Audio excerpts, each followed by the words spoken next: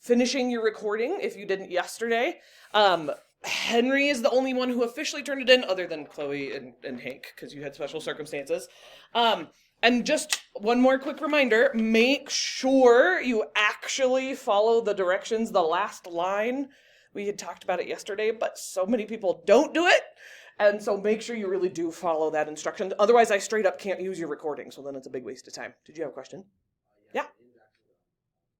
Yeah. So the instructions do say that you can go out in the hall one at a time, and just be aware that everybody else is trying to record as well. So try not to be too long out there.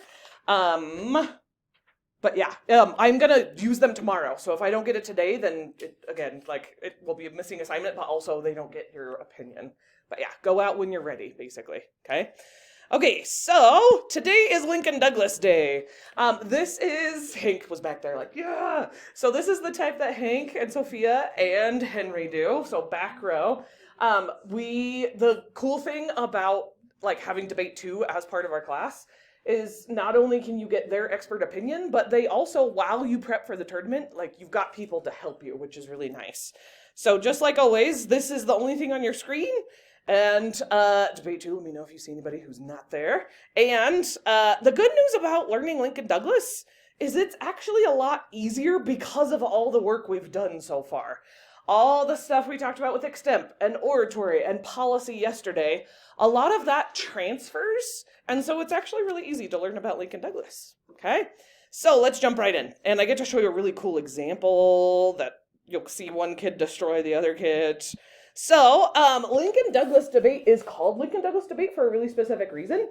This is your first blank. It says it's modeled after blank debates, which is presidential debates. So every time there's any sort of election, there's usually a debate. How many of you remember Dr. Hart, our principal? Yeah, so Dr. Hart not only was a debater herself in high school, just like me, but she also a couple of years ago ran to be on the state school board. And there was a televised debate, and she used all her debating skills to destroy her opponent. She totally wiped the floor with that poor guy, and she is now on the state school board. But also, you'll see those kinds of televised debates for mayors and governors, and especially presidents. So way back with Abraham Lincoln, he was running against a guy named Stephen Douglas, and they followed this format.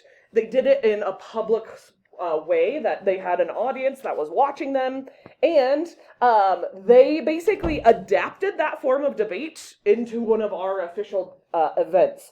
The other reason why Lincoln Douglas debate was created, because again, it's kind of ever changing. Like when I was in high school, there were about 15 events, and now there's about 22.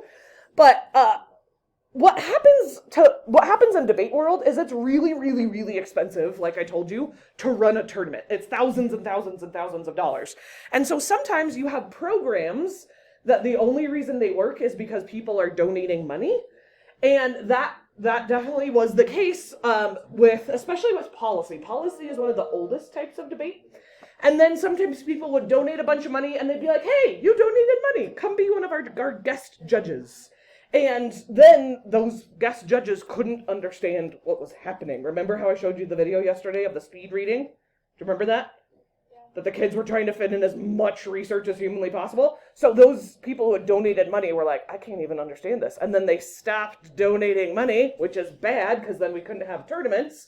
So they created Lincoln Douglas to be basically more user-friendly because policy is so much more complicated. And let's go ahead and get just a little bit of a taste of what Lincoln Douglas. I would say that if you got into debate because you actually wanted to argue and you had the idea of arguing back and forth with somebody, Lincoln Douglas is the most closely connected to that idea, which you'll see here. How to learn Lincoln Douglas debate. Lincoln Douglas debate is a one-on-one forensic competition format modeled after historic debates between Abraham Lincoln and Stephen A. Douglas. Learn how to participate. You will need a forensic competition, research, an opponent, 3x5 index cards, pens or pencils, and a legal pad. Step 1. Choose the affirmative or negative side of a given topic. A Lincoln Douglas format is a debate judged on the moral validity of one ideal over an opposing ideal. Other debate formats are judged on a more practical application of the debate position. Step 2. Research your stance. Write notes with source citations on 3x5 index cards to be used as evidence during the debate. Step 3. Use a legal pad held horizontally to create a Lincoln Douglas debate flowsheet. Divide the page or pages into 7 sections, one for each round of the debate. Before participating in the debate, fill in your side's evidence points on the appropriate sections on the flowsheet. Leave the opponent's sections empty for note-taking during the debate. Step 4. State your position clearly and support it with 3 or more facts during the opening round if you're affirmative. Step 5. Aim your questions at your opponent's opening statement with a strategy that points out flaws and negative implications of your opponent's position if you're negative. Step 6. Present your opposing statement clearly with supporting facts during the opening round if you're negative. Step 7. Cross-examine the opponent's negative position if you're affirmative. Cross-examination rounds in Lincoln Douglas format debates typically have 3-minute time limits. Step 8. Make a rebuttal speech if you're affirmative. This 4-minute rebuttal round will serve to rebuild your case. Step 9. Make your rebuttal speech if you're negative. The negative rebuttal round has a 6 or 7-minute time limit. Step 10. State your final case in a 3 or 4-minute rebuttal of your opponent's negative position if you're affirmative. Did you know Senator Hillary Clinton challenged Senator Barack Obama to a Lincoln Douglas format debate during the 2008 Democratic presidential primaries? Okay, we're gonna watch one more quick intro video before we jump into it a little bit more.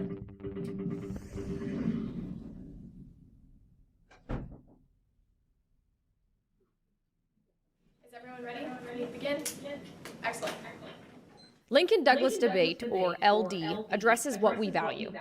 During a round, questions on morality, justice, or how society should function are examined. Essentially, LD examines the merits of various ideals. This values debate is centered on a resolution or debate topic.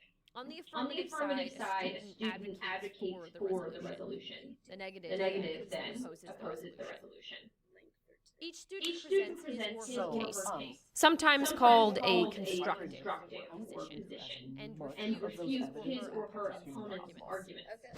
By the end of the debate, you decide the debater most successful in defending his or her side of the resolution.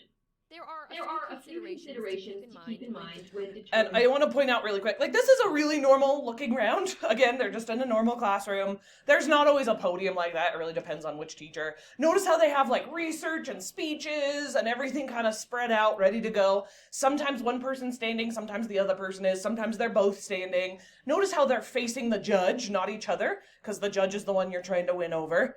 So this is normal. Structure of argumentation. Framework level argumentation, and offense back to the standard. So we'll stop there. That was enough of an introduction. So the next thing that you always kind of have to consider is the topic. And the topic is a little bit different than the policy topic. The policy topic was chosen by it's a nationwide topic. The LD topic is actually chosen by what's called the UDCA, which is the Utah Debate Coaches Association. And so this topic was voted on. This is a statewide topic. So every debater in middle school in the state of Utah is doing this one during this semester. Lincoln Douglas is a little bit, but not a lot, a little bit more simple than policy. So Lincoln Douglas, the topic changes halfway throughout the year. So the first semester kids had a completely different topic. This is now a new second semester topic. Let me start by asking you, raise your hand if you yourself or anyone you know has ever had a serious medical issue. Raise your hand if anyone in your life you know has ever had a serious medical issue. So that is why this topic matters to everyone. That this topic basically is about healthcare. This topic is basically about healthcare. As people who don't pay for your own insurance because you're not an adult, it might seem like this doesn't matter to you, but it absolutely does, because insurance, to be able to go to a doctor or to be able to have your health needs taken care of, is incredibly expensive. And it's also a really, really complicated process. And this topic is basically trying to argue that the healthcare system is broken, and we need to simplify it so that everybody has an equal chance to be able to get healthcare when they really need it. So I'll read it word for word, but the second bullet point says another way of saying topic is, and it's underlined, resolution. Remember, resolution and topic mean the exact same thing. So, and then it says this semester's topic is all about healthcare, but it says resolved, which is topic.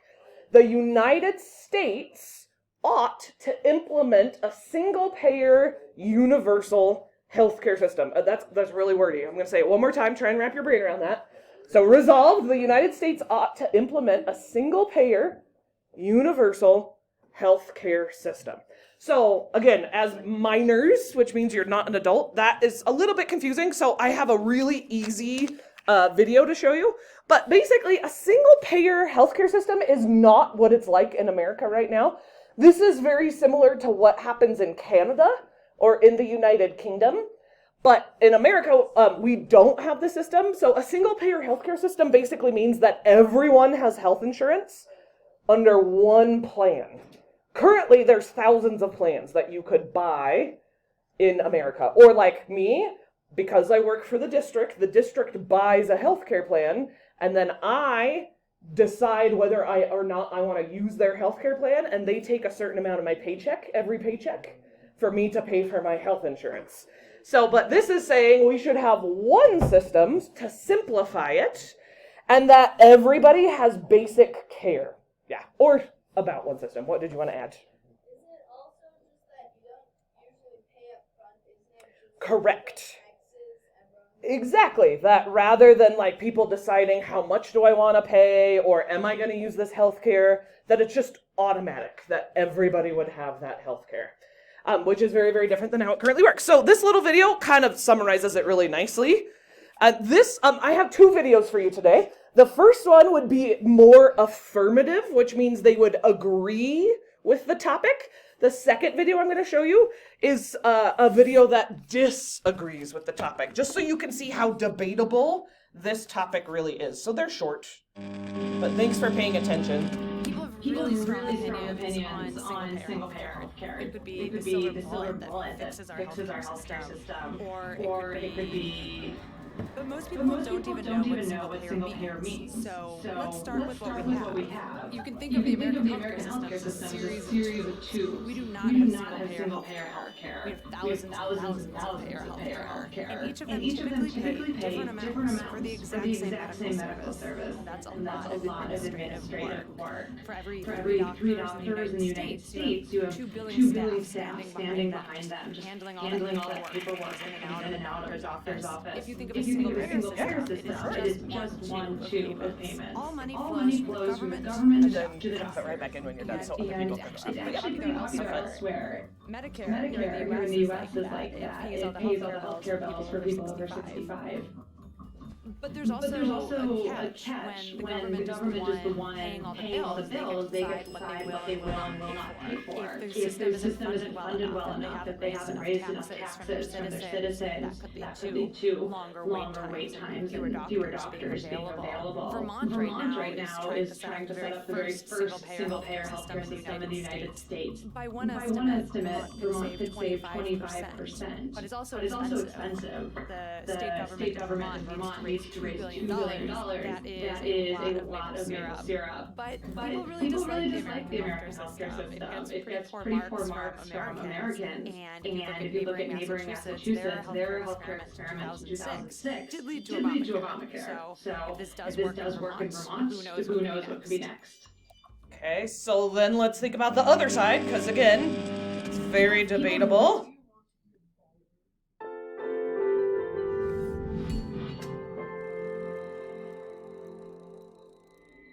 Many people think our country should move to a single-payer system of healthcare. This basically means the government pays for all care by raising taxes.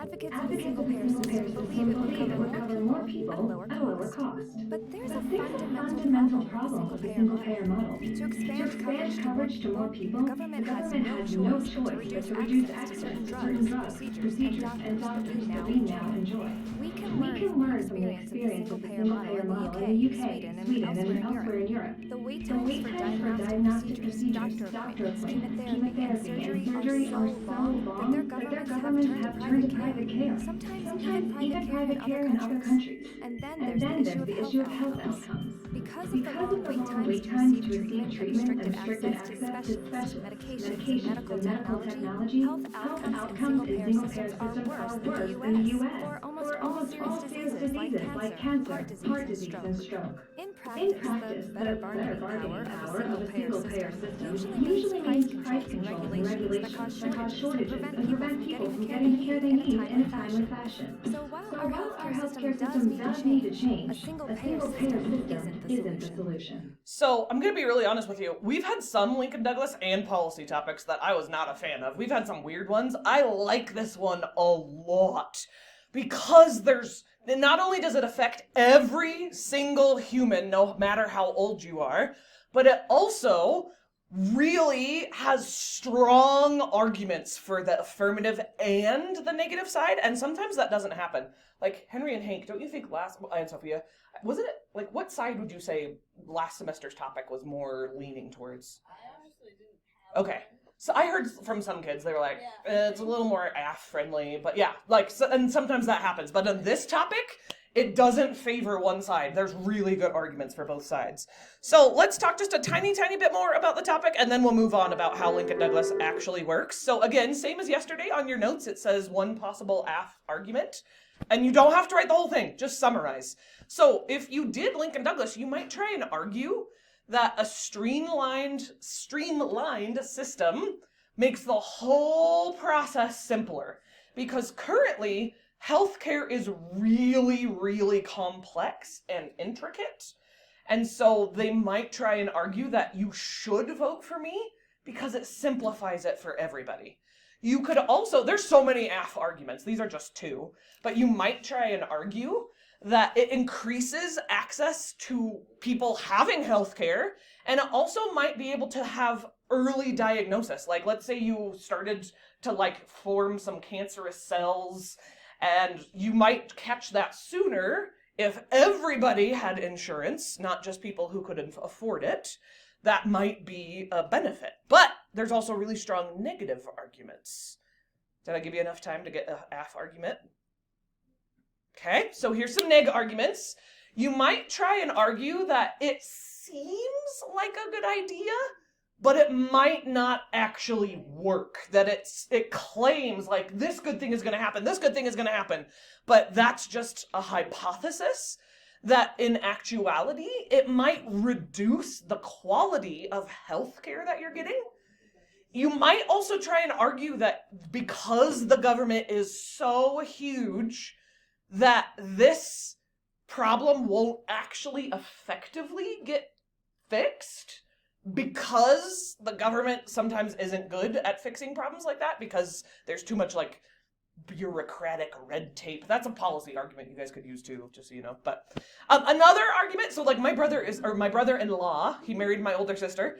My brother-in-law is Canadian, and they do have a single health payer system. Jackson and Will, I'm so glad you're having fun, but everyone's getting distracted, so just a little bit less. So in Canada, they have this system, and he basically feels the same as the arguments I'm giving you. He says there's lots of benefits, but sometimes the waits to get into a doctor in Canada are insanely long. That, like, just to get, like, a basic checkup could take a couple of months. If you need to go see a specialized doctor, like when I fell down the stairs and I needed to go to physical therapy a bunch, like, I only had to wait about 3 weeks, but in Canada, I might have had to wait for, like, 2 months, and I would have been a lot messed up for a lot longer. Yeah. Well, one thing that you can do to get into the doctor faster Yeah. is get a really bad bloody nose, and then they say, okay, you have to wait And then 2 it seems hours, urgent. but then they come to you and they're like, oh, actually, you're losing a lot of blood. So I love that you're like already looking for loopholes. That's what debaters do. That's awesome. And so that might be like, but do you see there's also the negative to that, right? Like if I have to resort to such like major kind of strategies, like doesn't it show that the system might be bad, right? But I'm not disagreeing with you, but I love that you're trying to look for the loopholes. So let's move on from the topic. So this is how LD actually works. One of the ways you get challenged in debate is every type of debate has their own rules and their own time limits. The LD time limits are the craziest looking time limits. And the reason why is because it's a very, very old form of debate. Remember that they basically base this off of Lincoln Douglas and Abraham Lincoln and Stephen Douglas.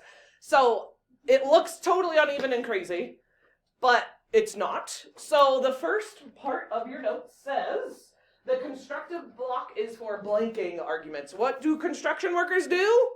Build. So constructive arguments, we're building. This speech and this speech are pre-written. That's what all of our Debate 2 kids started out with doing. You start with writing your AF, and you start with writing your neg. So the affirmative has a constructive speech. Then, just like a lawyer, the negative gets up and attacks them, and they're like, you're wrong. Here's why you're totally incorrect. Here's why my research is better than yours. And then neg gets 5 minutes where they're gonna read their pre-written arguments. And then AF attacks them for 2 minutes. They cross-examine them. Then it says the rebuttal block is to blank arguments. What do we do if we're rebutting an argument? What are we doing? Attacking. Exactly, we're attacking an argument. So these speeches over here are not pre-written because you can't attack somebody's argument until you know what they said. But you can strategize, you can predict. Like, I think this kid might say this, so now I'm going to plan an argument for that. They might say this, so I'm going to find research against that. So you can strategize for these, but you can't pre-write these. So AF has a rebuttal, which is what that R is, and they have 2 minutes to attack everything that neg said over there. Then neg has their last speech. Neg gets 3 minutes to attack everything AF has said so far. Then AF has the last word with Lincoln Douglas. They get 1 more 2 minute. And just like with policy, there's prep time. That prep time, you get to say to the judge, I need to stop and make some arguments. Do you need me again? Yeah, can we get 1 7th grader? Oh, yeah. You may take somebody from Debate 2, since the rest of them are learning Lincoln Douglas. Okay. Do you want Henry? Are you interviewing for nightly news? Go, Henry, go. They need a 7th grader, Charlie. Okay. So, prep time. You would say to the judge, Judge, I need to prep for my next speech. So, like, let's say that I was just about to give this speech right here. I could just stop the debate and make my plan of attack. So, total, and this is your next blank, it says, let's see, cross-examination stands for what, everybody? Or, sorry, I just said it. CX stands for? There you go. Okay, you got that one. And then even though they look uneven, the LD time limits are even. That's that blank. They actually are equal or even in the end. So it looks like they're both talking for different amounts of time, but if you did the math, AF and neg end up speaking for the same amount of time. And total, altogether, if everyone used every second of their time, 26 minutes, which compared to policy yesterday, that's 20 minutes shorter than a policy round because there's only 2 people instead of 4. So 2 people, 26 minutes, that's how long one full, complete debate lasts. Any questions so far? We're almost done, guys. You're doing really well. LD is a lot simpler to learn. Okay, stick with me. Keep trying to focus, even though it's 8:22 in the morning. 5 pieces of candy. Let me pause and give coins, but let me check and make sure. Oh, no! Hank, I already told you once. Now you've lost almost all your candy. No more games. You know better. Okay, so let's do a coin for a second. And a little bit more information. So if you do policy or Lincoln Douglas, you do end up debating both AF and neg. If you do policy or LD, you don't just pick one side. It's not like you're like, okay, I'm going to be AF every time, or I'm going to be neg every time. You go with a pre-written speech for both sides, because sometimes you'll be AF at the tournament, and sometimes you'll be neg, and that way you're a well-rounded debater, that you're not just focused on one side of the topic. You know both sides really deeply, okay? You don't have to memorize. You can straight up read off your computer. And I'll guide you through writing your speeches. You also have good help. But it'll be a step-by-step process. We'll do it slowly during class. I'll help you write your speeches. So then the next thing you're going to want to know about LD, they definitely have research, although the research requirement for LD isn't quite as bad as policy. The deal in policy, like if you say something and you don't have research for it, you're going to get destroyed. In LD, not every single argument has to have a piece of research. Sometimes you can just use general knowledge. So definitely some. A cool thing about LD is the district they spend a couple $100 buying evidence packets for us, which, Hank, that would be a really good thing for you to do, is read through the evidence packets. But they bought, it's seriously 400 pages of evidence. So it's not like you have to read through the whole thing, but they did so much of the research for you. You don't even have to go do it yourself. So that's pretty cool. And you can use some personal opinions. Okay? So this is another one of your breaks, although let me back up here. So LDers will end up debating both, what, everybody? Sides. Yep. And this is your next one. LD is based mostly on philosophy. So this is a really quick video, but philosophy is kind of more of a high school level idea. But philosophy is, how do we answer unanswerable questions? Right? Sometimes there's a really clear answer. This is the problem, here is the answer. But philosophy helps us tackle answers to unanswerable questions. In philosophy, what we do is we like to take ideas and ask basic questions. What is it? What does it mean? How does it work? What's it for? Philosophy studies the most fundamental ideas in our conceptual scheme and how they apply Is it for your video? Okay, that's what it is. Philosophy, as I see it, is the use of reason and argumentation to address questions like, does God exist? Can you ever really know anything? Are we free or somehow determined? What'll happen to me when my body dies? What's the difference between right and wrong? Those kind of questions that we don't really have answers for in science, we just sort of have to think about them. And we use thought experiments, sort of hypothetical scenarios, to sort of figure out what we believe about things.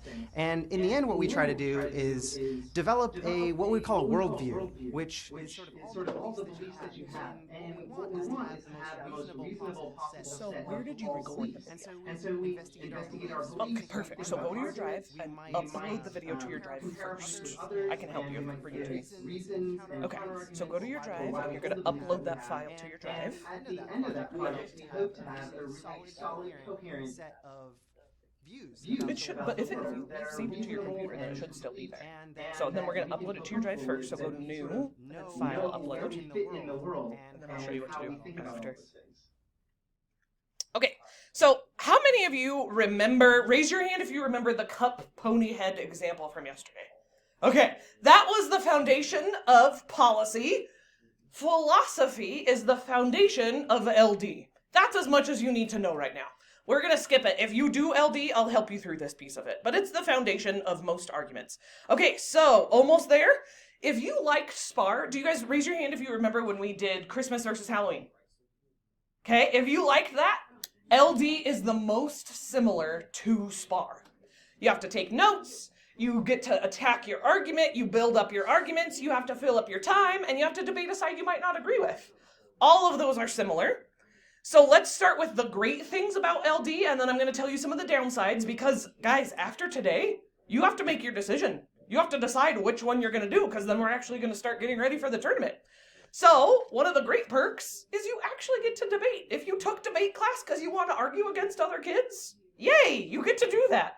But it's not quite as insanely hard as policy, although it is still difficult. Again, there are physically larger trophies because it is slightly tougher than extemp and oratory. Also, debate events generally, because it is debate, they are slightly more brag-worthy, although to win in oratory or extemp is still really, really tough.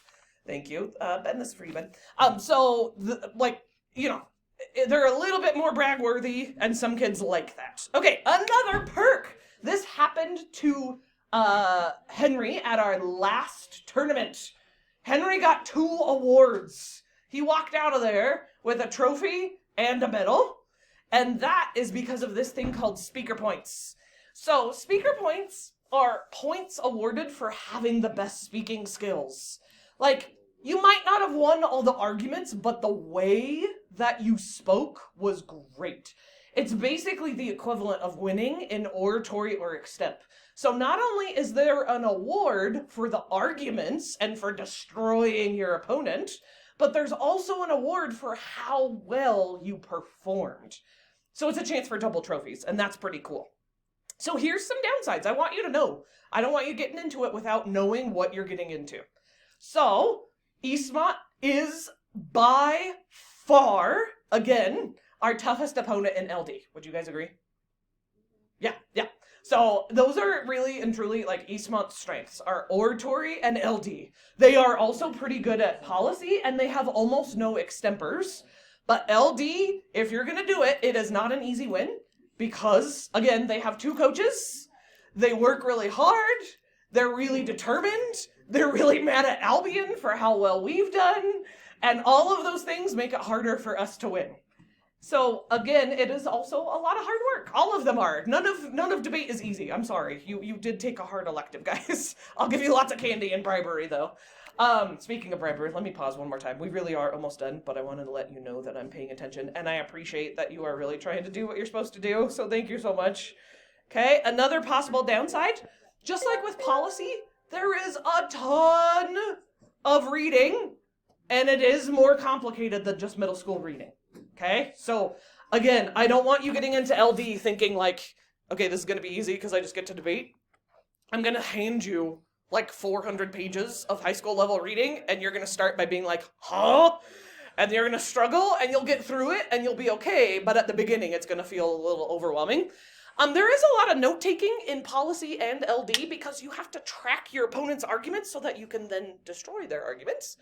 You do have to think under pressure, right? If I'm attacking you, if I'm debating against you, you sometimes have to come up with answers like under pressure, and some kids like that. Some kids love that.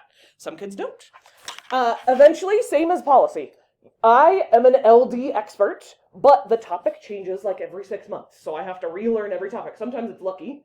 Sometimes, like, I know a lot about healthcare because all of us, right, have that thing in our life. But sometimes I will have to say to you, I don't know. That's an answer that I'm not an expert in. You have to go do the research. And for some kids, they hate that. So I'm trying to let you know. Okay, so this is, we're almost done. Let's see. It said LD is based mostly on philosophy. Blank events are slightly more prestigious, which are what, everybody? No, debate. Debate events, yeah, you're on the next one, are slightly more prestigious.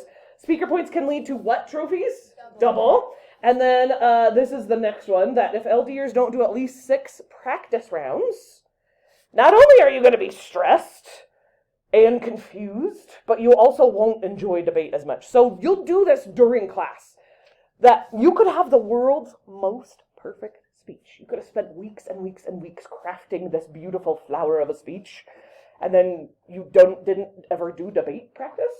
And then you get destroyed, because if you can't debate your speech, you can't win. So you do have to make sure that you're doing a lot of out loud practices. And after school practice, Henry, I meant to ask you this earlier, but I didn't. So Henry and Sophia were 2 of our most consistent LDers last semester who came to practice consistently. I don't know, what do you guys really think? Did you find that you did get some helpful guidance from Fiona? Yeah, okay, yeah. Like, by the end of it, you were, like, so practiced that you didn't need quite as much help anymore. But, so the district hires, we get 2 assistants. So you have me, and we get an oratory expert who is in high school herself and does oratory and totally kicks everybody else's trash at oratory. She's really awesome. And she comes and helps all the oratory kids. And then we also have, her name's Fiona Chen. Fiona was one of my former debaters who won over and over and over and still does debate. And she's paid by the district to come every Wednesday and give extra support. So you could be successful in LD without coming to after school practice, but it is a lot harder, if I'm being totally honest. So that extra practice, really, the more you practice, the more successful you are. That's just as simple as it is. So if you really want to win and you never come to practice, just consider that while you're making your decision, okay? And then we get to watch this guy absolutely destroy his opponent. We're not going to watch the whole thing, but this is I'm kind of showing you this for two purposes. We didn't have time yesterday to see a policy example.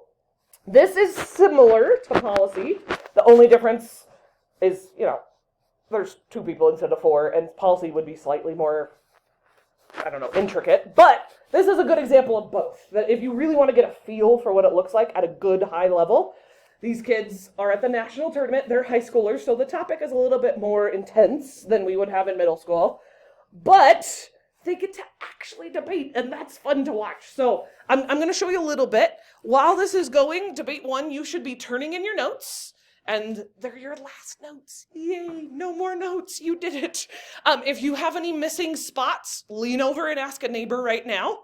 You'll turn in those notes, and then you will put away your computer, okay? But let's watch a little bit here.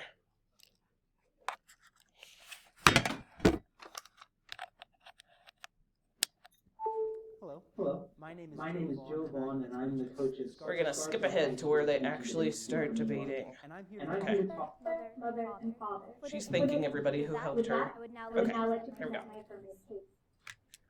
Those who deny freedom to others deserve it not for themselves. Because I agree with So you heard her timer start. She's reading off her speech. She just started with her AGD. Then she's going to introduce the topic. She's going to make some main points. We're not going to watch the whole thing, though. Remember, you're turning in your notes and putting away your computer, debate 1. I must affirm today's resolution. On balance, violent revolution is a just response to political oppression. So it's a different topic. To clarify, I'd like to offer 2 observations. Observation 1 explains the evaluative terms. The qualifier on balance requires an evaluation of general principles. In addition, in the phrase a just response, A, according to the Random House Dictionary, means not any particular one. Given these operational terms, the question for today's debate is if violent revolution should theoretically be included among the legitimate responses to oppression, not if it is the correct response in an isolated situation, or categorically the best option. Observation 2 explains the nature... Sorry, I want to pause. JR just did something so genius. He did what I recommended, that when he turned in his notes, he actually checked to make sure all of them showed up. Because remember, sometimes it doesn't save, and they weren't, and then he figured out how to fix it. So really, really smart thing to always check a debate. Also, while I'm paused, debate 2, if you haven't done your video, you only have about 15 minutes left, and you do have to get it to me today, otherwise all that hard work is for nothing. So debate 2, you've got 15 minutes until I need that video turned in on Canvas. Political oppression. You just throw it away. Oppression defined by the Oxford English Dictionary as a prolonged full exercise of authority. The modifier political makes the agent of oppression a government. Political oppression goes beyond the basic restriction of rights, because even just states must restrict some degree of autonomy to preserve social welfare. Okay, we're going to stop it here. All I wanted you to see is that she has a pre-written speech. She's making arguments. We're going to skip ahead to the good part where her opponent gets up and starts cross-examining her, which means he's trying to make her look bad. He's trying to point out the flaws in her argument. He's trying to show that he knows more, and it's kind of a tug of war. It's a verbal tug of war that he is trying to show that he's more powerful than she is. They are on a stage. That's not going to happen to you. They do have an audience because it's nationals. That's not going to happen to you. Okay. So they face the judge, and he is cross-examining. He's attacking what she said.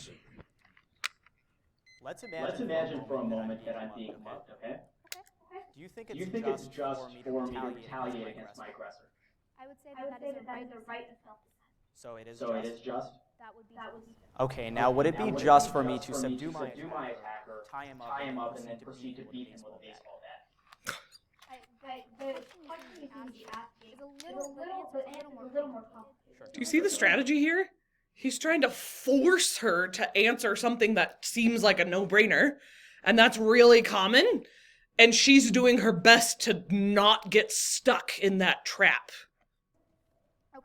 When somebody attacks every individual has that fundamental right to self-defense. So what that means is that in a question of justice and what people are due, that right is something that matters no matter how you Okay, but isn't there some sort of proportionality to self-defense? Like, if you steal a dollar from me, am I justified in breaking your kneecap? Well, my argument is that when an effective government uses violence... No, I'm just asking you a question outside of the scope of... Notice the tug of war here. There's no formal rule about who talks when. So he's being nice about it, but he is more powerful. He's letting her talk, but not too much. He also is doing a good job of forcing her into a corner, basically, that she can't get out of. And that does happen. And that's the whole thinking under pressure thing that I was talking about. Is there proportionality with self-defense? The individual is allowed to use violence. So if I take $1 from you right now, can you beat me? Problem here is that one, no, I wouldn't be able to. Why not? Because the situation you're drawing is not similar to the situation of an oppressor. Okay, but we can say that there needs to be some sort of proportionality in terms of the response to political oppression, correct? Well, I just want to make sure that there's a distinction in terms of.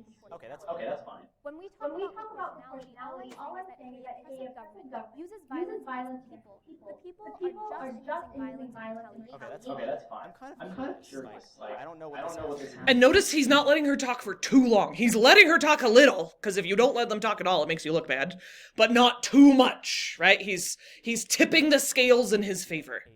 But name me a violent revolution that produced a democratic government. Sure, I can actually name. Oh, that was good right there. Can you give me an actual example? Yeah, I can give you 3. Let's skip ahead a tiny bit. Let's listen to some of his pre-written speech, and then let's listen to her attack him, just so you can see the difference. For example, my 2 former coaches... Okay, he's thanking everybody. You don't do this in middle school. It's at nationals. So thank you for everything that you've done for time. The need for mankind Okay. to overcome oppression and violence without resorting to oppression and violence. Because I agree with Dr. Martin Luther King Jr. that violence is not the answer, I negate the resolution that on balance, violent revolution is a just response to political oppression. Since the resolution questions the justice of violent revolution, the highest value for the realm must be justice, defined as giving each their due. All humans are fundamentally due basic rights and liberties, the clearest of which being the freedom from unjustified harm. We would never condone that an innocent person be subject to a violation of freedoms, just as we would object to excessive sanctions meted out for petty crimes. Human beings, as the ultimate component of morality and justice, are intrinsically due dignity and respect. This is why... Okay, so that's enough of his pre-written speech. Let's listen to her attack him. And I want you to be asking yourself, is she as strong as he is in his attacks and responses? So this is cross-examination. He stops with his pre-written speech. She gets up and tries to take down his arguments.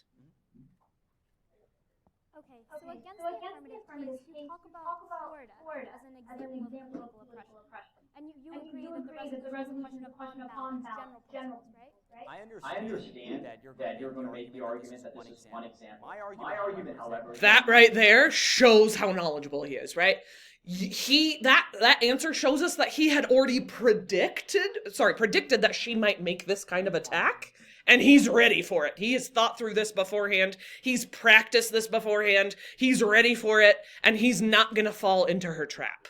Nowhere in the affirmative case do you prove that political oppression always or on balance has to be violent.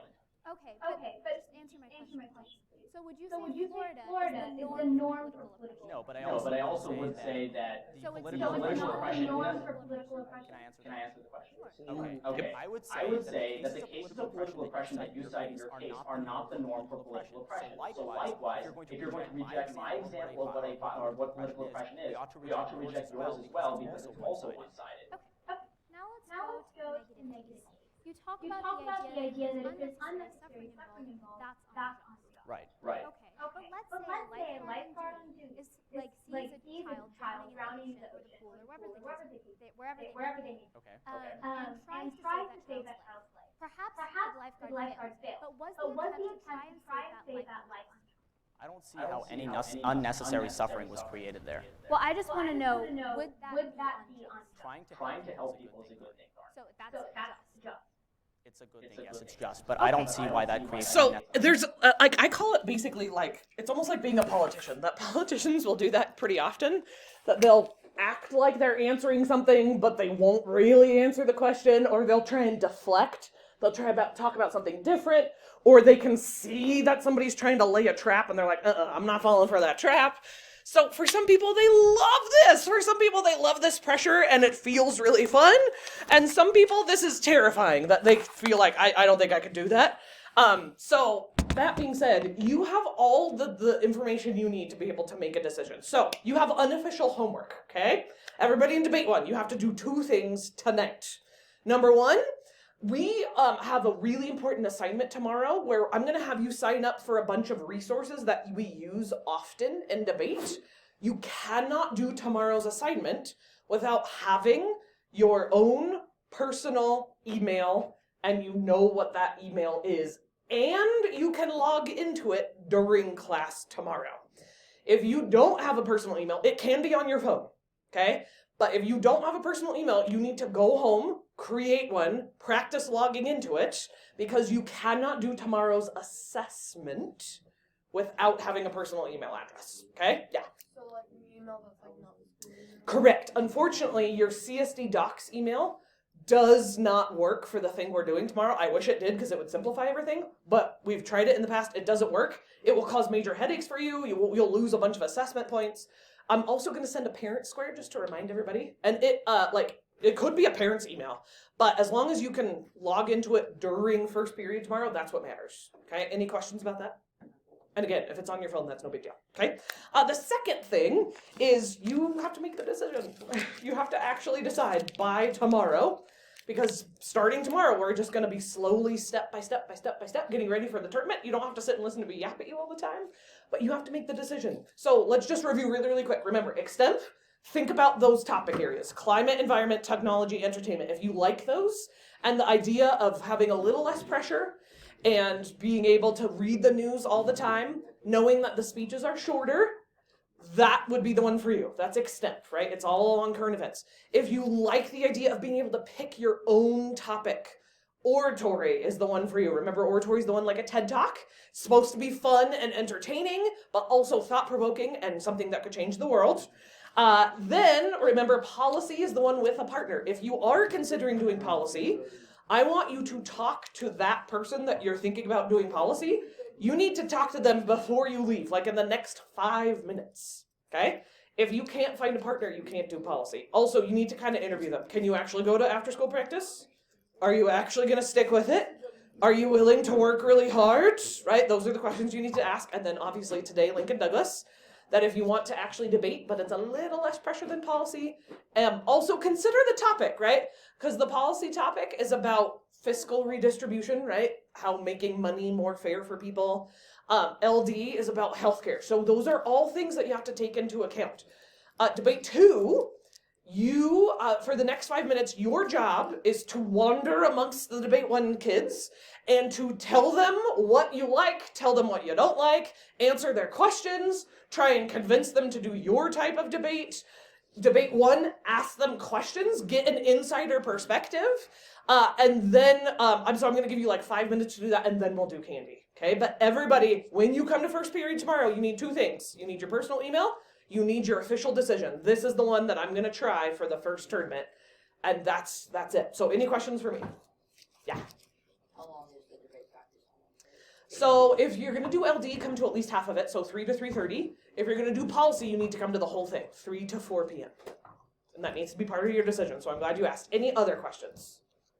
Okay, go, ask, talk. Yeah. When did The practices are going to start next week.